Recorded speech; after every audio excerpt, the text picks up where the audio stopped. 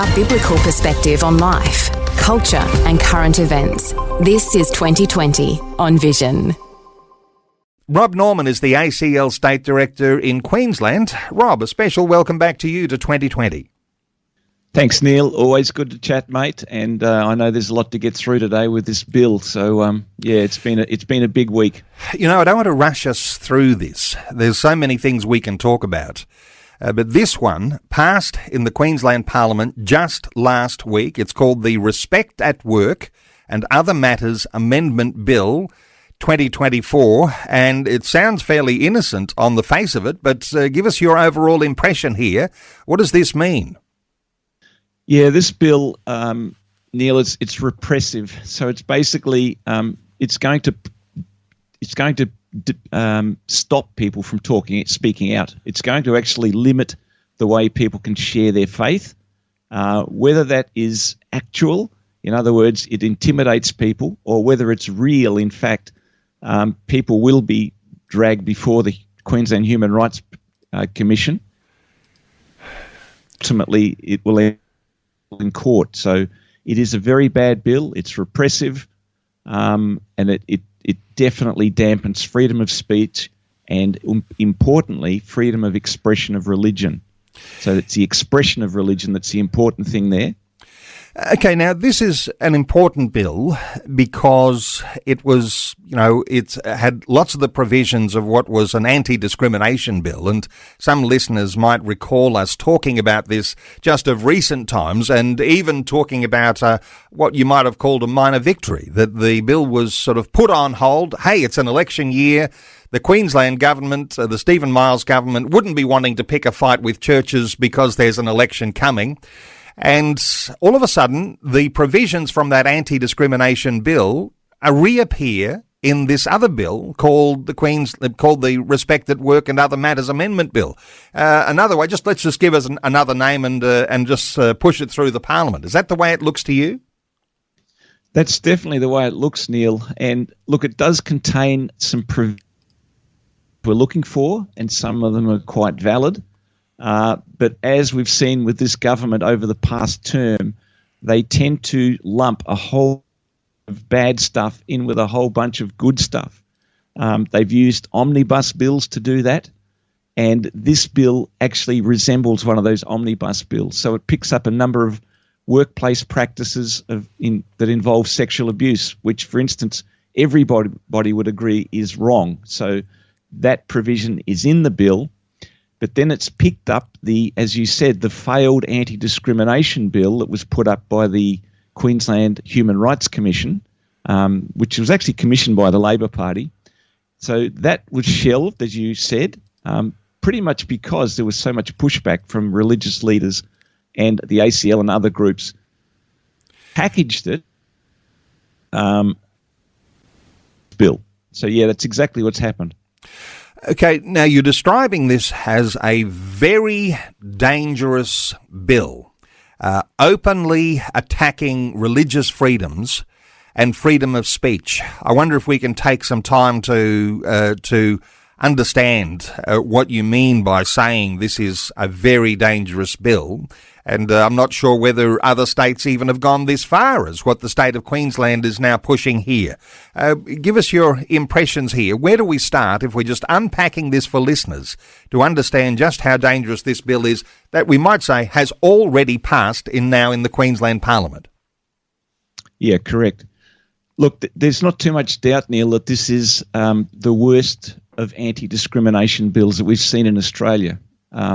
Now, every state has an Anti-Discrimination Act, and this will modify Queensland's Anti-Discrimination Act. And that really does some bad things, and I'll give you a few of them. So the bill broadens the grounds for discrimination. That's the first thing. It introduces extra protected attributes, and in particular, it introduced a thing called sexual orientation that replaces sexuality. And so sexual orientation relates to the way people, their attitudes towards the other sex, the opposite sex, or other sexes, or the same sex. And it extends beyond sexuality to to feelings of intimacy and actually playing that out.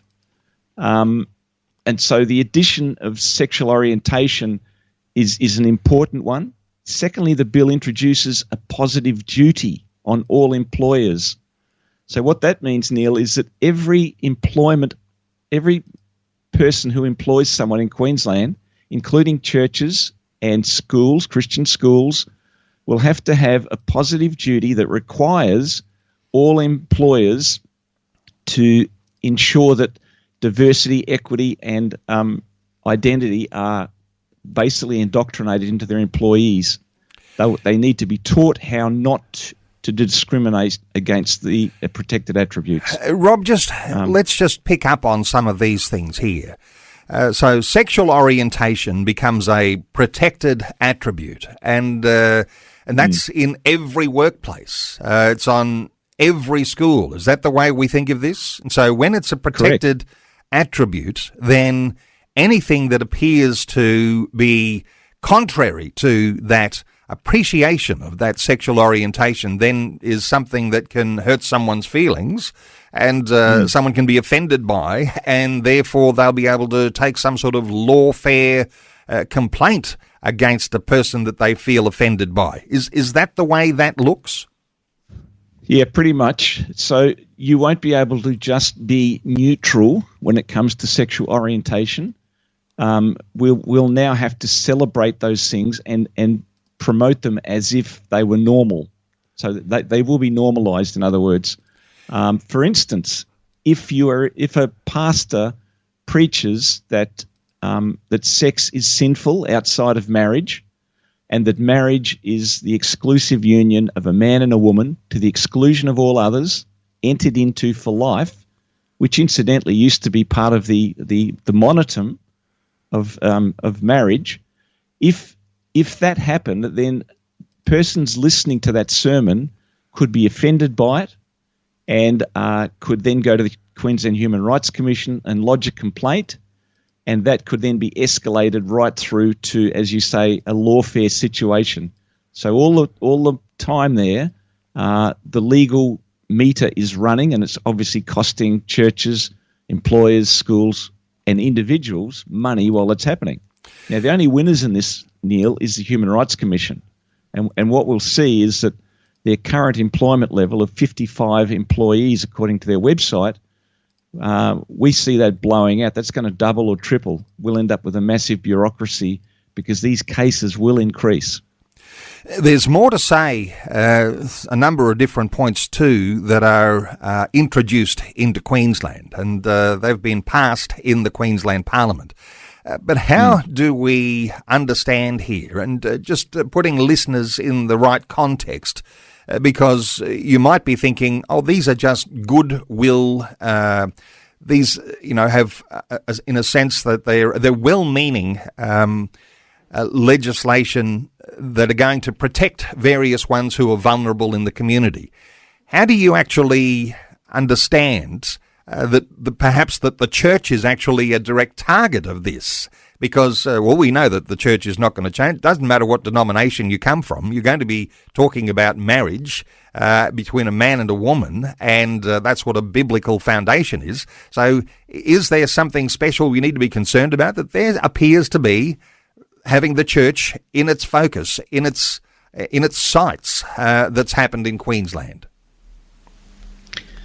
Yeah, look, the bill is certainly, it's hard to say that these are unintended consequences, but it looks so intentional. And if it looks intentional, it must be.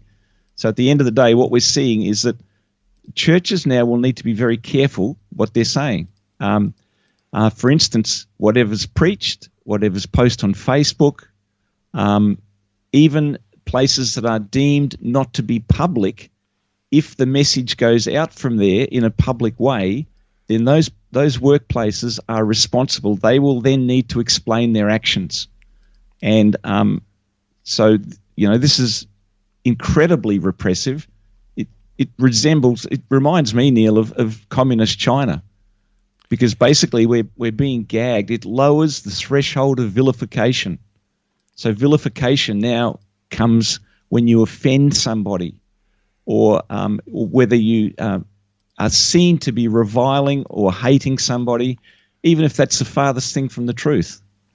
So, it really is. It lowers the threshold of vilification, and it raises the stakes to incredible levels. And so, I mean, we've been talking for a long time about the threats that are there in schools around employment issues.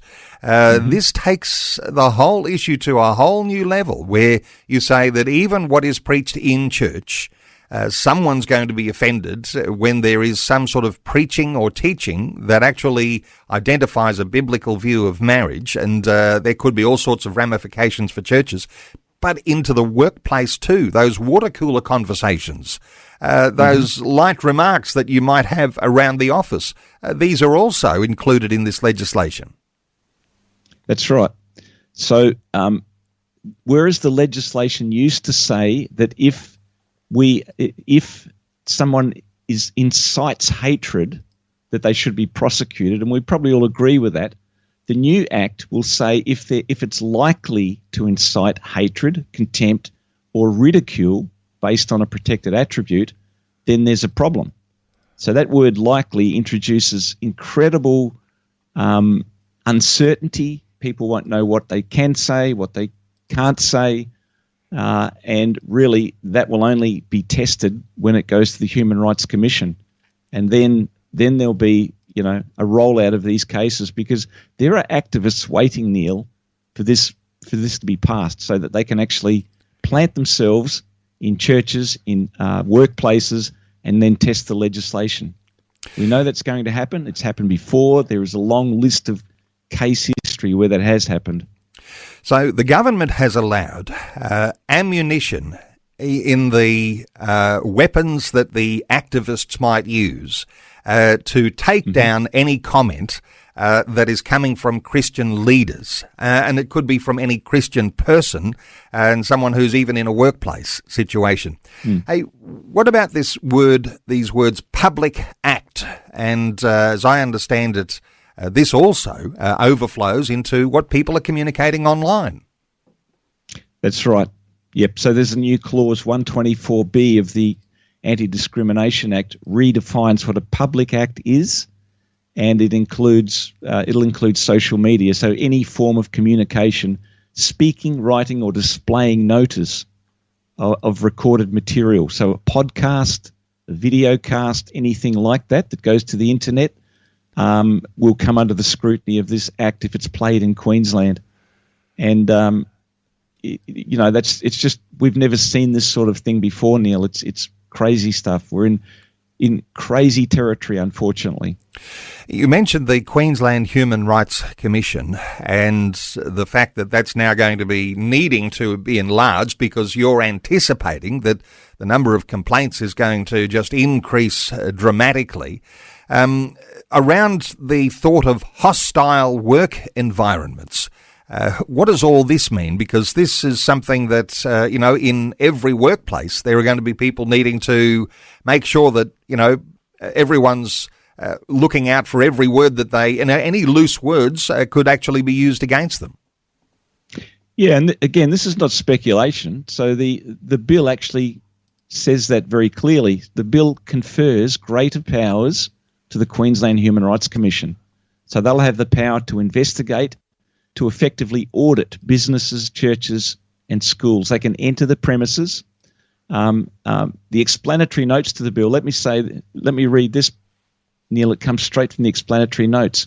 The bill includes amendments, quote, amendments to the functions and powers of the Queensland Human Rights Commission to provide that the Commission's educational programs may support compliance with the Act, in addition to promoting the purposes of the Act, and to explicitly include a power for the Commission to make guidelines, end quote. So this Human Rights Commission is a moving, fluid organisation. They can change the rules according to according to where they want to head with it. And the Act allows that to happen.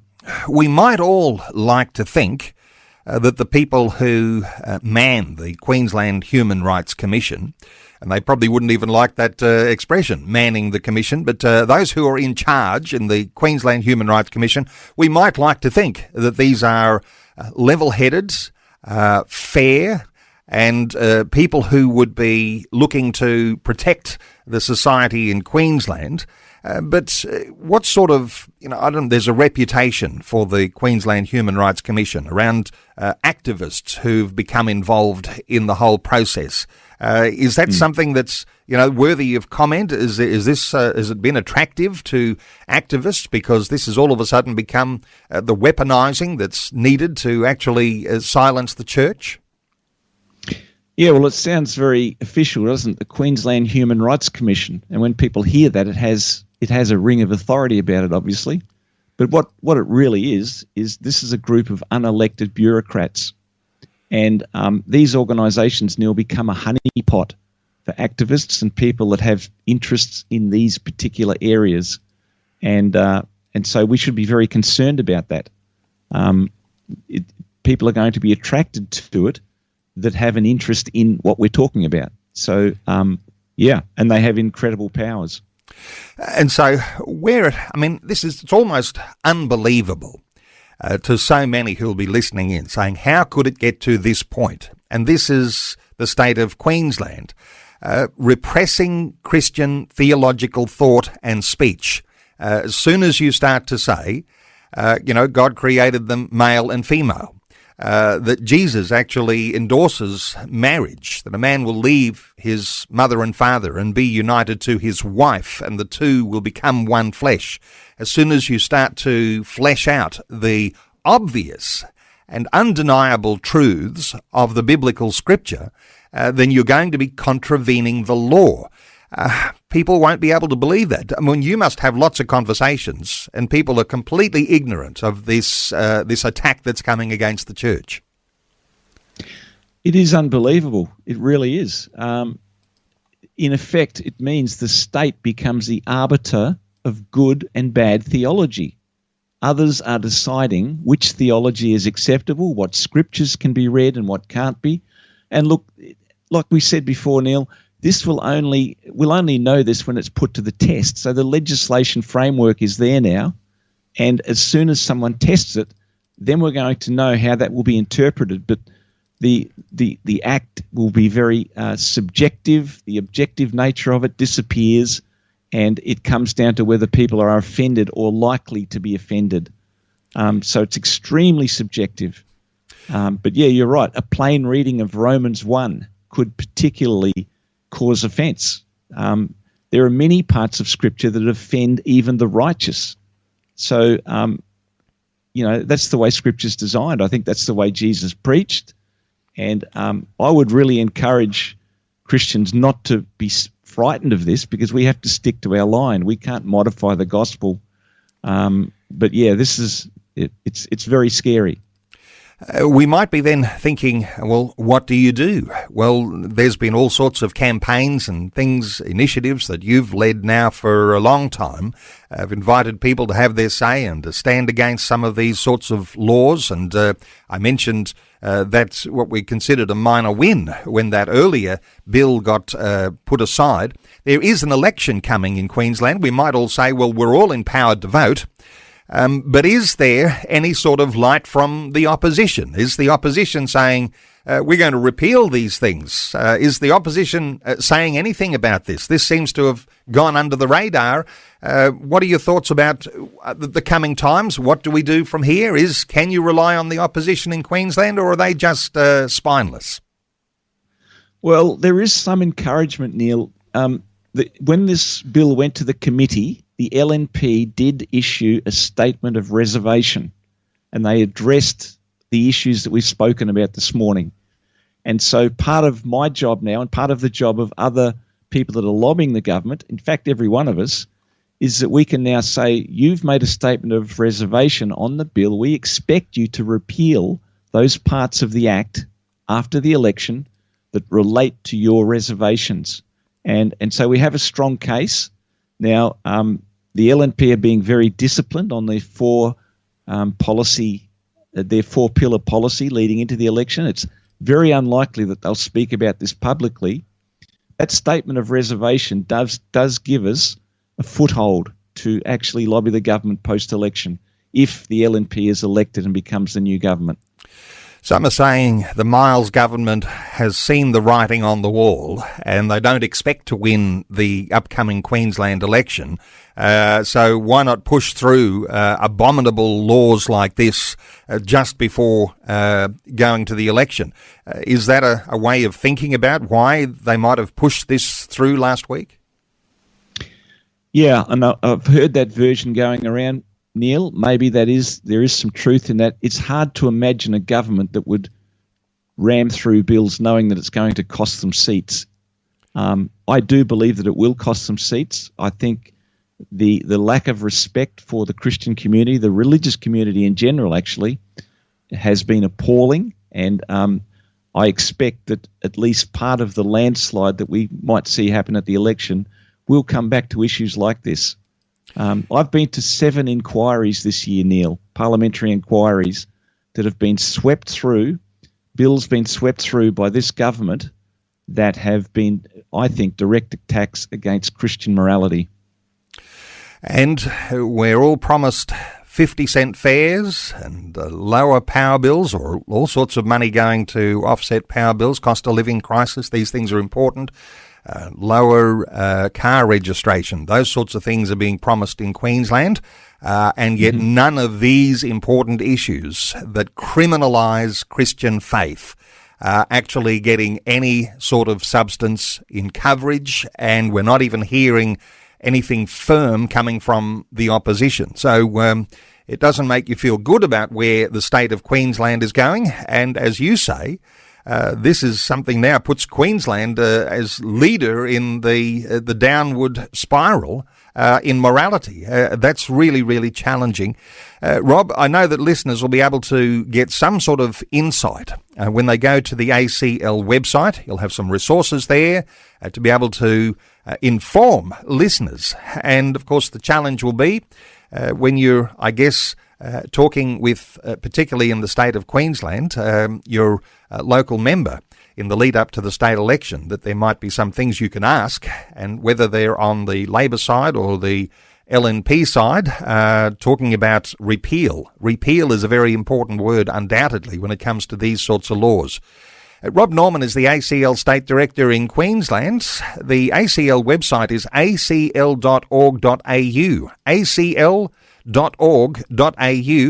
to find some insight into what's gone on this past week in the state of Queensland. Rob, thanks so much for your update today on 2020. Neil, that's a pleasure. And the other website that people can go to is qldvotes.org.au. That's our specialised website for this election. We're updating it regularly right up till the day of election, qldvotes.org.au.